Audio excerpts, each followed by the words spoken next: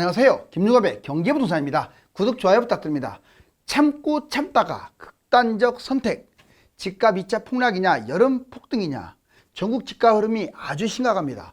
서울과 경기도 매물이 급증하면서 다시 하락이 확대되는 것 아니냐 하는 주장하고, 시세가 보합까지 줄어들었고 실거래가는 상승이 더 많기 때문에 완전 상승 흐름을 탔다는 주장이 엇갈립니다.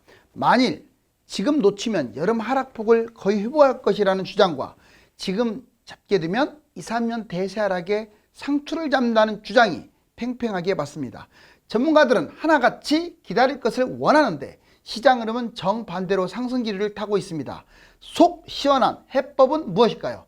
유료 상담은 010-3999-8898, 제가 직접 매수 타이밍과 입지를 추천해 드립니다. 지금 바로 전화 주십시오. 참고 참다가 극단적 선택. 자, 말들이 많습니다. 2차 폭락이냐 여름 폭등이냐. 대부분의 전문가들은 기다리라고 하죠. 자, 그런데 지금 흐름은 좀 불안한 쪽으로 하락폭이 줄어들고 있습니다. 자, 정답은 무엇일까요? 자, 매물 급증, 당분간 집값 하락한다. 일단 제가 보는 관점에서는요, 당분간은 하락이 이어질 겁니다. 문제는 이제 여름에 가서 얼마나 반등을 하느냐가 관건이죠. 자, 매물 급증, 수도권 매물이 급증하고 있습니다. 서울 1월 달에 49,000건이 5월 달에 63,000건, 30%나 늘어났어요. 매물이 늘어나는 것은 좋은 현상은 아니죠. 자, 경기도 1월 달 81,000건, 5월 달 12만 건, 무려 45%가 증가했어요. 거래량도 늘었지만 매물도 늘어났습니다. 매물이 늘어난다는 것은, 여기 보세요. 매물 증가는, 자, 매도 목적이 있고 갈아타기, 영끌, 이것 때문에 매도하는 여러 가지 이유가 있겠지만 좋은 현상은 아니에요. 집값이 떨어질 징조죠. 집까지 안 팔렸어요. 거의 서울에서 4채 중에 3채는 팔리질 않습니다. 뭐 가격을 높게 내는 것도 있겠지만, 뭐 나홀로라든가 또 사람들이 이렇게 매수를 안 하려고 하니까, 그리고 갈아타려고 내 거를 헐값에 던지고 지금 더 좋은 곳으로 가기 위해서 내 걸 내던지는 것도 많아요. 영끌 때문에 마음고생했던 사람들 이제 조금 올라오니까 지금이라도 팔아야겠다는 생각하는 분들이 있어요. 자, 매물 급증을 분석했더니 거래가 회복이 되면서 타이밍 놓친 매물들, 너무 막 바닥 쳐가지고 팔리질 않았는데 이제 회복이 되면서 사람들이 하나씩 둘씩 이렇게 오니까 그 가격이라도 빨리 팔아야겠다 하는 사람들. 서울 아파트 4건 중에서요, 3건이 아예 하나도 거래가 안 됐어요. 올해 들어와가지고. 세상에. 4건 중에서 3건이 한 건도 거래가 없다. 특히 올해 거래가 한 건도 없는 아파트들은요, 한마디로 표현할게요. 후진 것들이 많아요. 왜? 얼마나 안 좋으면 올해 내내 거래가 안 됐겠어요. 그건 별로 좋지 않은 아파트들이 많겠죠. 자, 그 다음에 거래량에 비하여 매물이 급증. 거래량은 아직까지 뭐 그렇게까지 늘어나지 않았습니다. 물론 경기도하고 인천은 꽤 늘어났고 서울은 늘어났다고 할 수 없는데 매물은 더 훨씬 많이 늘어났죠. 그래서 이건 하락 징조다. 그렇지만 이제 금매하고 호가를 또 보면 약간 달라져요. 그래서 해석이 좀 어렵거든요. 자, 금매는 1월 달에 30%, 여러분들 고점 대비 1월 달에 30%까지 빠졌습니다. 이거 서울 기준입니다. 그 다음에 3월 달에는 마이너스 25%, 좀 줄었네요. 5월 달에 마이너스 20%. 갈수록 지금 고점 대비 이 바닥 시세가 줄고 있어요. 쉽게 말하면 확 떨어졌다가 지금 약간씩 올라오고 있어요. 특히 강남이라든가 이 서울 중심으로. 그리고 수도권도 많이 빠진 그런 곳들이 거의 40%까지 빠졌어요. 지방도 그렇고. 40%까지 빠졌던 게 30, 25 이렇게 야금야금 올라와 오는 중입니다. 호가도 그래요. 1월 달에 무조건 호가 제일 싼 거 호가보다 마이너스 10%면 거래됐어요. 막 후려쳐가지고. 근데 3월 달에는 그렇게 쳐갖고는 잘 안 팔려고 해요. 그래서 마이너스 5% 후려쳤고, 5월 달 현재는 아직도 마이너스로 더 깎을 수 있습니다. 아직도 깎을 수 있다는 것은 사는 사람이 좀 유리하다는 건 맞아요. 그렇지만 마이너스 3%. 금매와 호가, 여름이 될수록 상승 모드로 지금 가고 있죠. 전반적으로 봤을 때는요, 아직은 기다려라. 서울과 경기 전국 아파트 매물, 그러면 그래프를 봅시다. 자, 23년 1월 달부터 5월 8일 현재 매물 늘어나는 거 보세요. 엄청 늘어났죠. 자, 그 다음에 경기도 매물 볼까요? 자, 이거는 22년 1월 달부터 한번 해봤어요. 자, 23년은 여기입니다. 이렇게 늘어났네요. 이렇게. 자, 예전에 이 꼭지대 매물 거의 그 정도까지 지금 많이 올라왔어요. 매물이 늘어나는 것은 집값이 떨어질 징조라는 걸 보여드려요. 여기 보시면 전국 단위로 봐서도 지금 매물 증감, 자 전체적으로 봤을 때 다 플러스입니다. 그렇죠? 이번에 집값 전망이 팽팽하게 맞선다. 자 지금부터 올라간다. 아니다. 24년 이후 지금은 일시적으로 올랐다가 이제 횡보하면서 겨울로 갈수록 폭락한다. 그러니까 24년 이후. 자 대부분 빅데이터 전문가들은 25년으로 보죠. 근데 저는 25년으로는 보지 않습니다. 그건 너무 멀어요. 자 올해 11, 12 또는 내년 1, 2, 3 중에서 지켜보다가 그때로 타이밍을 지금도 변함은 없습니다. 다만 여름에 지금 반등세가 강하기 때문에 지금 당장 뭐 매수하라기보다도 5월 달에 좀 지켜봐야겠어요. 자 지금부터 올라간다. 아니면 내년 이후에나 뛴다. 주간 시세가 플러스. 5월 말부터는 한국부동산원, KB 시세, 그 다음에 부동산 114, R114 이 세 군데 주간 지표가 다 플러스로 갈 가능성이 커요. 플러스라는 말은 집값이 뛴다는 얘기죠. 지금도 거의 보합까지 왔습니다. 자, 실거래가는 이미 플러스로 전환됐어요. 55%가 상승거래고 45%가 하락거래예요. 지금 상황에서. 근데 강남하고 주요 지역들 또는 폭락 많이 떨어진 곳들은 올라가는 중이고 대부분 지역들은 뭐 하락이 약간 더 많습니다. 자, 기준금리 하반기 때 아마 떨어지지 않을까라고 예측을 하고 시중금리는 지금 벌써 막 크게 인하가 된 상태입니다. 정부 부동산 완화 대출이 컸어요. 이 대출이 특례 대출이 아주 컸죠. 자, 정부는 아직도 부동산 완화 정책을 계속 고수할 확률이 큽니다. 내년 선거도 집값이 올라갈 것이라는 플러스에 조금 무게중심이 두죠. 자, 그 다음에 거래, 심리, 매매지수 이런 것들이 긍정적이라는 거 이걸 보고 집값이 지금부터 올라갈 것이라고 주장하는 사람이 있고요. 자, 아니다, 빠르다. 내년 이후에나 뛴다. 폭등에 비해서 하락 기간하고 폭이 너무 짧아요. 거품은 엄청 심한데 뭐 30% 빠졌다고 하지만 지금 좀 회복을 해가지고 이 가격에 잡아갖고 나중에 물릴 수가 있다. 그리고 제가 지금 하는 말씀은 주로 서울 이야기예요.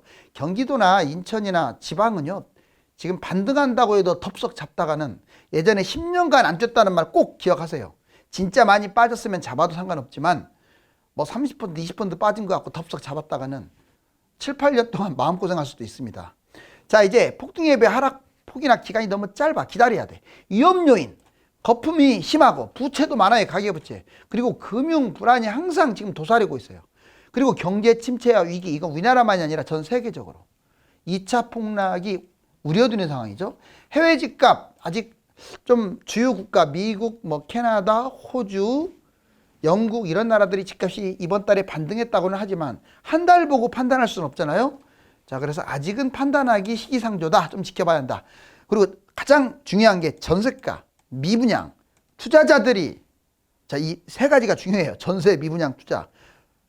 전세는 하락하고 있고 미분양은 늘어나고 있고 투자자는 없어요.